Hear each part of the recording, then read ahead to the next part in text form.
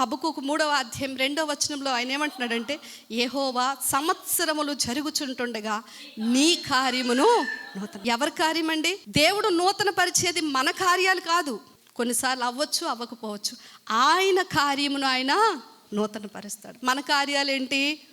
పిల్ల పుట్టిందా లేదా, పెళ్ళి అయిందా లేదా, అప్పు తీరిందా లేదా, ఇల్లు కట్టేమా లేదా కదండి, జాబ్ వచ్చిందా లేదా, ఇవన్నీ మన కార్యాలు. సంవత్సరంలో ఈ పనులన్నీ అయితే ఈ సంవత్సరం దేవుడు ఈ కార్యం చేశాడు, ఈ కార్యం చేశాడు, ఈ కార్యం చేశాడు అనుకుంటాం. కొన్నిసార్లు దేవుని బిడ్డలారా, సంవత్సరం అలా గడిచిపోద్ది కానీ ఏ మార్పు ఉండదండి పరిస్థితుల్లో, మన కార్యాల్లో.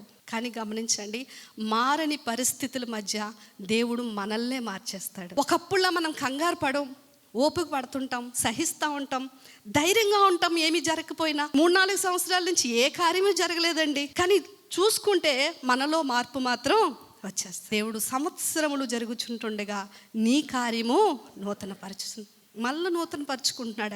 ఆయన కార్యం మనలో జరిగిస్తున్నాడు. ముందున్నట్లుగా మనం లేము, ముందు ఆలోచిస్తున్నట్లు ఇప్పుడు మనము లేము.